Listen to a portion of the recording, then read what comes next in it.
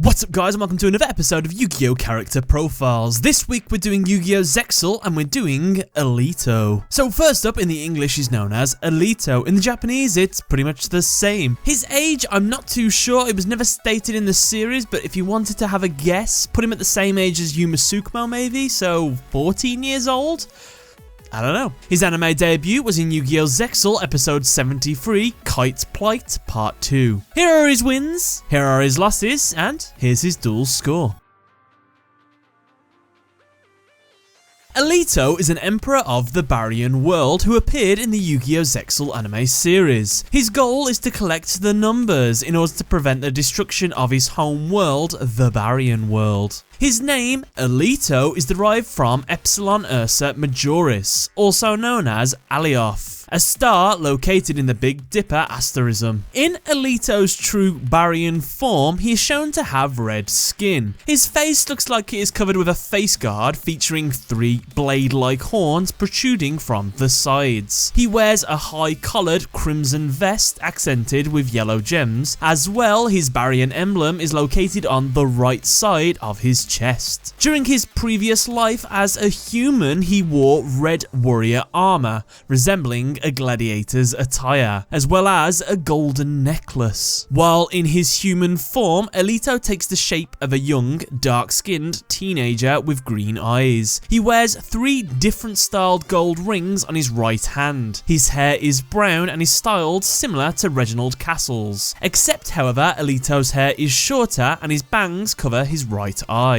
After being brought out of stasis, Alito abandoned his Heartland school uniform in favour of a red long-sleeved shirt with a high upturned collar. This look matches more closely to his Baryon form. In terms of Alito's personality, he is shown to be the most childish among the Baryons, initially not wanting to go to the human world as it seemed boring to him. However, due to this nature, it also made Alito one of the friendliest of the Baryons, as he developed a close, friendly rivalry with Yuma Tsukumo due to their dueling passion and spirit. In return, Yuma even said that he liked Alito, even though he was a Baryon. Alito is also shown to be the most honourable among the Baryons, preferring to duel fairly and head-on without resorting to any underhanded tactics to gain the advantage. He also has good sportsmanship, praising Yuma's dueling skills and graciously telling Astral to take his number and soul after he lost to them in a duel. However, after awakening from his slumber by Don Thousand's power,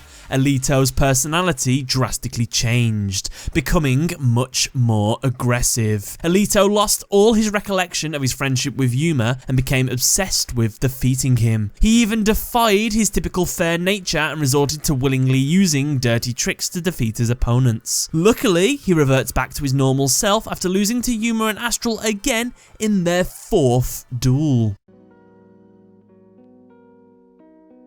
Years ago, Alito was a human who lived in a land that would later be known as Spartan City. He was the greatest gladiator to have ever existed, who battled using only his bare fists. He won every battle he had ever fought. Alito was a hero to many of the children of his time, and they often cheered for him during his matches. Alito was also the friend and rival of the Prince of the Land, whom he battled with many times. During their final battle, Alito was placed under arrest under these false charges, and despite his pleas of innocence and with the prince defending him, he was still executed. And of course, if you watch the dub, he was just banished as a punishment, but we all know the truth. These events came to be because of Don Thousand possessing the prince, who had ordered Alito's execution. Thousand appeared to Alito and buried number 105 battling boxer star Cestus in Alito's chest. This was done in order to fill his heart with hatred and send him to the Baryon world instead of the astral world. Many years later, Don Thousand reincarnated him as one of the 7 Baryon emperors, as his soul was one that was connected to a Mithrian number card, and it was due to this number card that Alito had no memory of his previous life.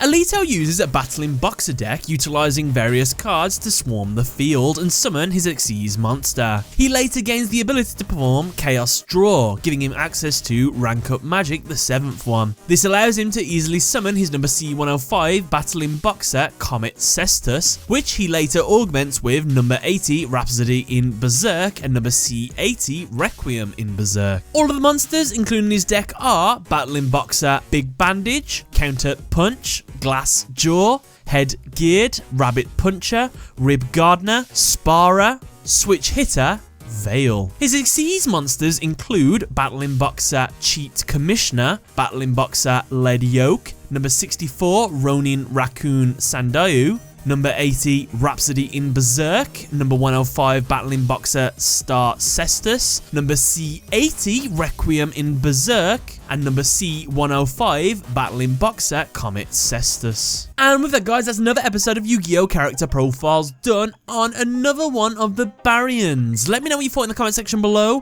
What do you think of Alito as a character? I'd love to hear more. But other than that, guys, thanks a lot for watching. Catch you later.